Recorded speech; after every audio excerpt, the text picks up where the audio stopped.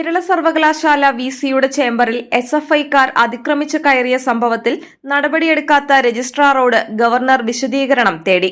University union തെരഞ്ഞെടുപ്പ് ഫലം പ്രഖ്യാപിക്കാത്തതിൽ പ്രതിഷേധിച്ച് കേരള സർവകലാശാല ക്യാമ്പസിൽ പന്തൽ കെട്ടി സമരം ചെയ്യുന്ന ഒരു പറ്റം എസ്എഫ്ഐ വിദ്യാർത്ഥികൾ വൈസ് ചാൻസലറുടെ ചേംബറിൽ അതിക്രമിച്ചു കയറി നാശനഷ്ടങ്ങൾ വരുത്തിയ സംഭവത്തിൽ അടിയന്തരമായി റിപ്പോർട്ട് നൽകാൻ ഗവർണർ ആവശ്യപ്പെട്ടു.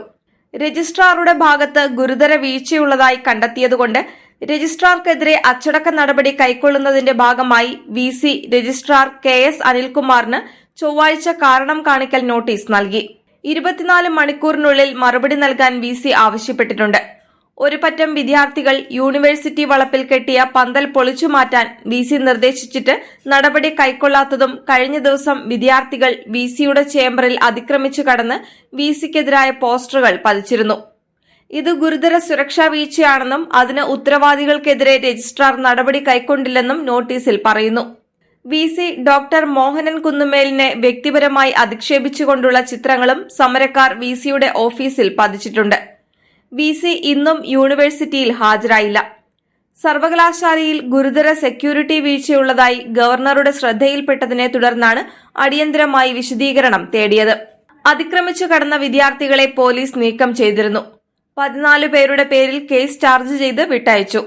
സർവകലാശാല വളപ്പിനുള്ളിൽ പന്തൽ കെട്ടി സമരം ചെയ്യുന്നത് ഇതാദ്യമായാണ്. പന്തൽ പൊളിച്ചുമാറ്റാൻ ആവശ്യപ്പെട്ടിട്ടും വിദ്യാർത്ഥികൾക്ക് സംരക്ഷണം നൽകി സമരം തുടരുന്നത് സിൻഡിക്കേറ്റിലുള്ള ചില അംഗങ്ങളുടെ ഒത്താശയിലാണെന്ന ആക്ഷേപം ശക്തമാണ്. മുൻപ് മുൻ ഗവർണർക്കെതിരെ കറുത്ത ബാനർ സർവകലാശാലയുടെ പ്രവേശന കവാടത്തിൽ കെട്ടിയിരുന്നത് അഴിച്ചുമാറ്റാൻ വിസി രജിസ്ട്രാർക്ക് നിർദ്ദേശം നൽകിയിരുന്നു. എങ്കിലും സിൻഡിക്കേറ്റ് അംഗങ്ങളുടെ എതിർപ്പിനെ തുടർന്ന് ബാനർ നീക്കം ചെയ്യാൻ രജിസ്ട്രാർ തയ്യാറായില്ല. ബാനർ മാറ്റുന്നതുവരെ വിസി ഓഫീസിൽ ഹാജരാകാതിരുന്നു. യൂണിവേഴ്സിറ്റി യൂണിയൻ തെരഞ്ഞെടുപ്പ് സംബന്ധിച്ച കേസിൽ ഹൈക്കോടതി തീർപ്പ് കൽപ്പിക്കാതെ വിസിക്ക് ഏകപക്ഷീയമായി തീരുമാനമെടുക്കാൻ കഴിയില്ല. കോടതി വ്യാഴാഴ്ച കേസിൽ വാദം കേൾക്കും.